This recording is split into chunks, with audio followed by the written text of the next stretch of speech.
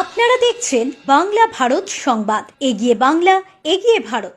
রবিবার অমরপুর অঞ্চল তৃণমূল কংগ্রেসের উদ্যোগে ও বর্ধমান ব্লাড ব্যাংকের সহযোগিতায় গেরাই দলীয় কার্যালয়ে এক স্বেচ্ছায় রক্তদান শিবিরের আয়োজন করা হয়। এদিনের শিবিরে 50 জন রক্তদাতা স্বেচ্ছায় রক্তদান করেন। প্রত্যেক রক্তদাতার হাতে একটি করে মাস্ক এবং একটি করে ফল গাছের চারা এবং টিফিন তুলে দেওয়া হয়। এদিনের অনুষ্ঠানে প্রথম রক্ত দিয়ে অনুষ্ঠানের শুভ সূচনা করেন আউশগ্রাম 2 নম্বর ব্লকের কার্যকরী সভাপতি আব্দুল লালন।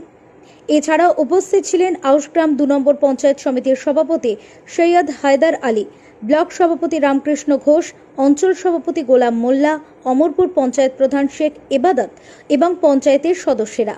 মা মমতাময়ী যে লক্ষ্যটা, আমার অনুব্রত মণ্ডল সাহেবের যে কর্মসূচি, সেগুলো আমরা পালন করতে চলেছি। কেন এখন ব্লাডে এই করোনা আবার পরিপ্রেক্ষিতে ব্লাডের প্রচুর সংকট, তাই সেই সংকট মোকাবেলার জন্যে আমার উপরমহল থেকে যে নির্দেশ এবং সেইগুলোকে আমরা পালন করছি অক্ষরে অক্ষরে।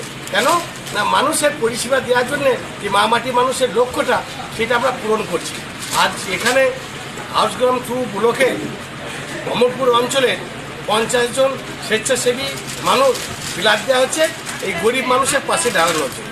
আপনারা রক্তদাতাকে যেটাকে করেছি, এই গ্রাম্য এরিয়া এই সবুজ আরণ্যের জন্য যে দিদির লক্ষ্যটা, সেটাও আমরা